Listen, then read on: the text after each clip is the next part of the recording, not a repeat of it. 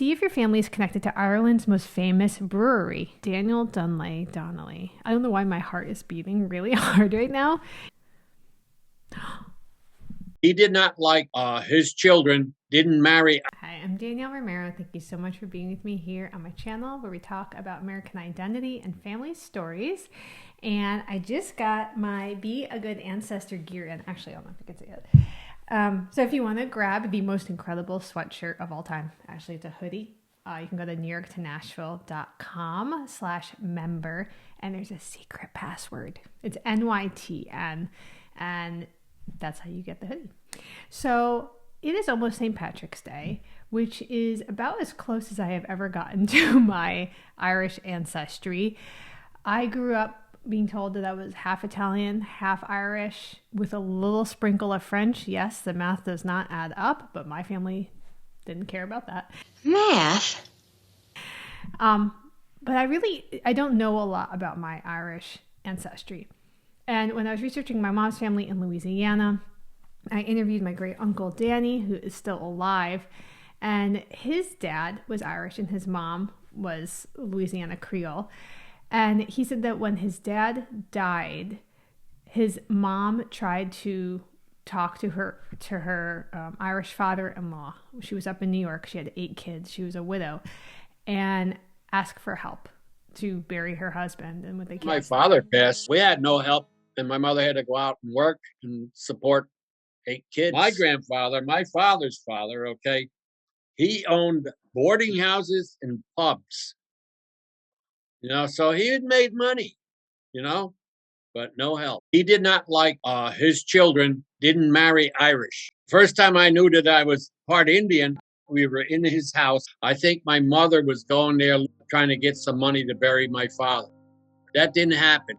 He poked his head out around the corner and he said, make sure those little Indians stay in their place. And I looked at my oldest sister, Maggie, and I was like, what's that? As you can imagine, I haven't had a ton of interest in researching that side of the family based on the interactions I've heard about. I heard that my Irish great-grandfather his family was very against him marrying Lola. And so, this is a different era. But at the end of the day, I have a lot of Irish ancestry. And I would love to reconnect a little bit. And I did one video about the Irish experience of becoming white. Been here on the channel, I really don't subscribe to the Crayola colors for people. But the Irish had a hard experience coming here, like many other immigrants. And so I want to dig in a little bit to my family's story. When you think about the Irish, there's probably a couple things that come to mind. If you are an American, you're thinking about this Irish American experience, but you're probably also thinking, like me, a little bit about Lucky Charms, leprechauns, definitely beer, I would say. My great-great-grandfather was born in Ireland and moved to New York where he, shocker, opened a saloon. Honor of St. Patrick's Day, I believe that's what it is.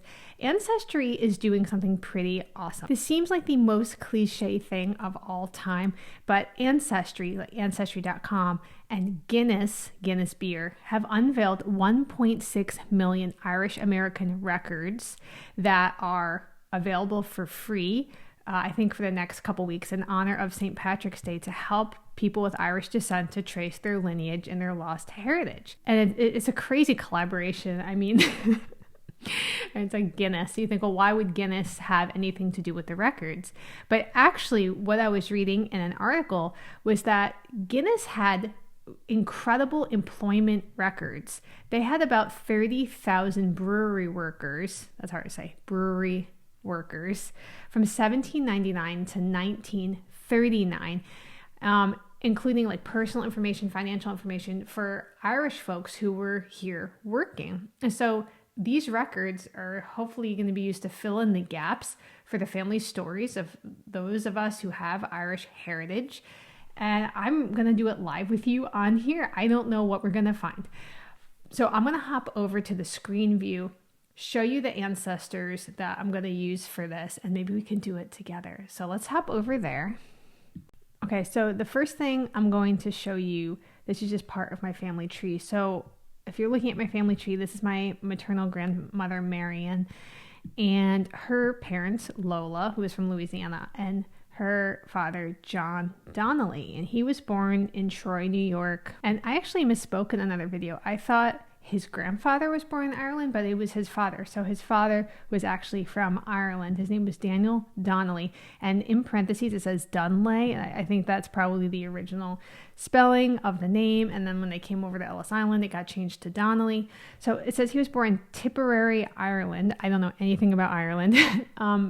He died in Troy, New York. And so what I'm going to do is use the Ancestry Guinness partnership website and put this information in and see what I can find. I think it's just ancestry.com/Guinness, which I have never had. I'm not really a beer drinker. Okay, here it is. All right, so it says, see if your family is connected to Ireland's most famous brewery. Employing generations of Dubliners, the Guinness Brewery is part of hundreds of family stories. This is so up my alley.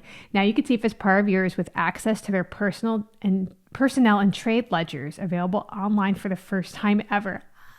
This is amazing. Okay, so learn how to find your Irish origin. So they have some information here to connect. Now, I actually was looking in to see if I was eligible to get Irish citizenship, because I'm eligible to at least try to get Italian citizenship, and I'm working on that right now, and I'm going to bring a series too about that on here if I do pursue that. But I'm pretty sure for Irish, because it is my great-great-grandfather who was born there, not my great-grandfather, I'm not eligible. Grandfather, Daniel Dunley, and he lived in Tipperary, Ireland. Let's see if they can find him. All right, so I don't see Dunley. Maybe I need to do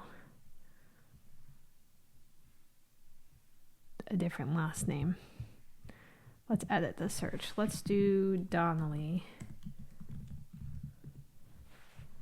and add additional information. So he was born in 1862, and he also lived in Troy, New York. And his wife,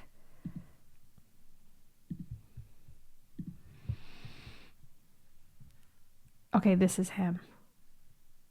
Okay, Daniel Donnelly. I don't know why my heart is beating really hard right now, even though I don't see any new information, just seeing him. Okay. Spouse Margaret Derwin O'Laughlin. Okay. And this is spelled Dunley here, so I don't know really what the last name actually would be. This is him. Daniel Donnelly. Your great-grandfather, Daniel, was born in Ireland and was living in the United States in 1900. We were unable to find your family in our collection of Guinness records, but we did find the story about your ancestors' experience. So this was Dublin. Dublin, seen here in 1900, was known for overcrowded tenements, which may have motivated some residents to immigrate to the United States. So my great-great-grandfather said that his residence there in 1890 was that his occupation was a saloon. So I'm going to save that to my tree. When you see the spelling changes a lot. This is a really messy tree, don't judge me. So this is him in 1910. So this would have been before Lola had married his son John. It says born in Ireland. They lived in Troy, New York. Immigrated in 1886. Father's birthplace, Ireland. Mother's birthplace, Ireland. Native tongue, English. I don't know how that could be. So I don't know. Occupation, bartender. Industry, cafe. And here's my great-grandpa, I guess right before he met and married Lola in Louisiana. Isn't it amazing how it all works? You have people coming from Ireland, meeting people in Louisiana, so that I could sit here with you today and be drinking my coffee in Nashville. It's like incredible, isn't it? Thank you so much for being here. If you want to grab your Be a Good Ancestor gear, grab it and let me know. Send me a picture, and we'll talk soon.